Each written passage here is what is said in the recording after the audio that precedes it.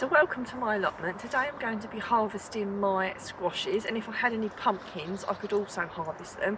What I'm going to do in this video is show you when you can harvest them and how you can store them so that they keep all throughout the winter. I see a lot of people harvesting them too soon, not storing them very well, and putting some strange concoctions on the skin to try and cure them and all these sorts of things. So I'm going to tell you what I'm doing, and hopefully that will help you to know when to harvest and how to look after them so they'll be feeding you all throughout the winter without having to preserve them.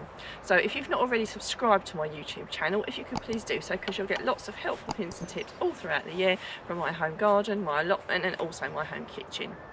So as you can see, I've got a whole selection of squashes here. Now, I didn't grow any pumpkins this year. I'm actually not sure why, but I've still got lots and lots of squashes, and you deal with pumpkins and squashes in a very similar way. The only thing I will say, some pumpkins really don't store very well, all depending what varieties they are, and they're only really designed just for Halloween and not to be stored through the winter. Yet some do actually store really quite well, just like a squash. So I'm going to be showing you what you're going to be looking for. Now, I leave mine out generally as long as I can into October until the first frost, because they will naturally dry in the sun on the plant. It's the best way to do it. It's like your tomatoes. The best way to ripen your tomatoes is on the plant. Exactly the same with squashes. The best way to ripen them is let nature do its course. And if you've planted them early enough in the year, they will do exactly that. That being said, you still want to get as much sun on them as possible. So what you're looking for is for the stems to have died off. So if you take a close look at the stems have died off. So you don't want them still to look green. Most of mine have died off, so I can start to take mine off the plant if I want to. If I move over to here, I've got some that aren't quite as mature. We can just see there, look, the stems all still really green. So the plant's not matured as much as some of the others. Now, these did go in a little bit later, so that's the reason for that. So as we move over, I'm just going to start harvesting some of them off. I've got a whole array of different types of squashes here. I've got spaghetti squash, crown prince, I've got some little sunshine ones. I've got a new variety which I've never grown before, which is potato squash. I have absolutely no idea what it's going to taste like, but it's just nice to do something different. So the first thing I need are some secateurs to take them off. So a really important thing when you harvest off your squashes, and I see a lot of, especially when the stems are still green, there's a lot of people cut the stems off right down there. Now, it's much better to have a bit more length on it when you take it off, because if it's going to start to rot, it's going to start to rot straight from the top of the stem, whereas if it's going to rot, it would start from there, and it's less likely to go down to the plant. So I leave a fair bit of stem on like that. In fact, mine are so papery now, they are virtually just dropping off, to be fair, because these are well and truly matured, so these ones aren't too bad. So what I will do when I get these home is I will give them a really good wash when I get them home. So, but temporarily I'm just going to take them all off and put them. See, that one's not quite so much. That one's got a little bit more green left in it, can you see? And that one, obviously, I'll leave it on there.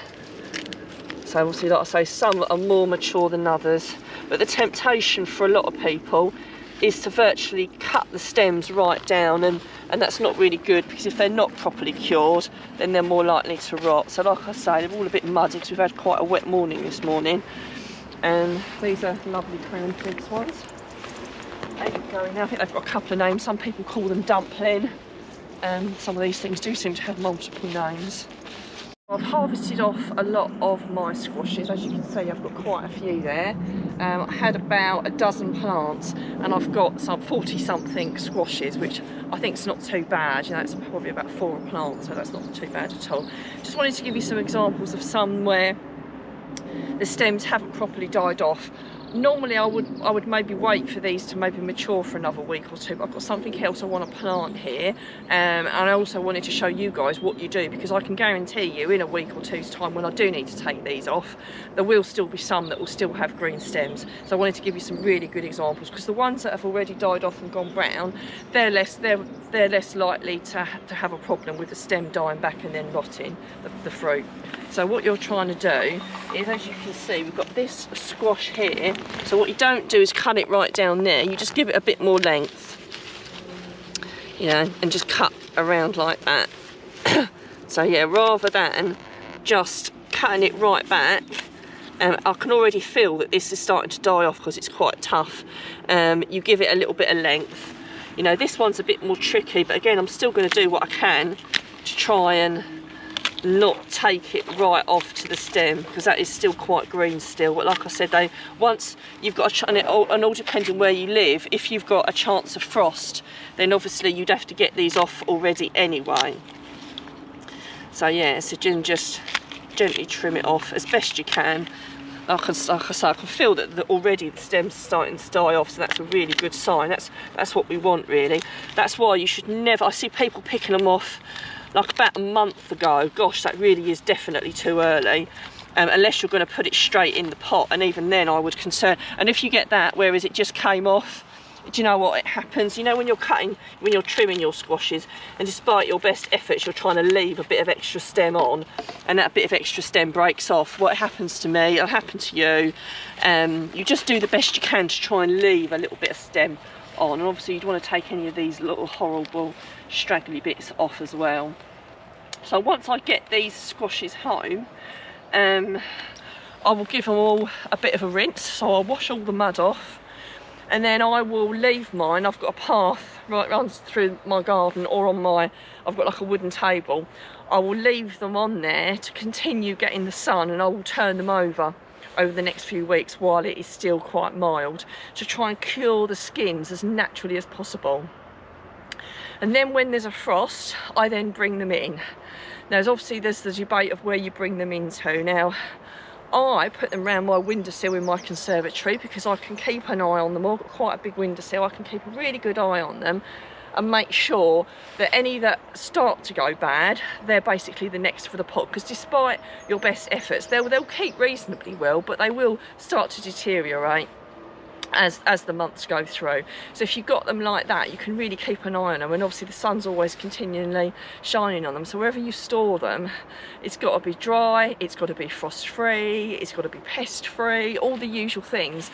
But don't just chuck them in a sack somewhere and forget about them and open them up and wonder why they've all gone mouldy. If you are going to store them in a shed or a garage or something, you've got to regularly check them to make sure they're okay. And again, so that's why I put them on the windowsill, because it's really easy for me to keep an eye on them, because I suspect that most people that are watching this video probably aren't growing 40 odd, so you've only got a small amount to keep an eye on. But it is really, really important that you keep an eye on them and you leave them out to cure for a little bit longer. Now I do hope that that video has helped everybody to harvest their squashes and their pumpkins, and to know how to store them a little bit better. I'd love to know what squashes and pumpkins you're growing this year, and any tips that you've got to help them go through the winter.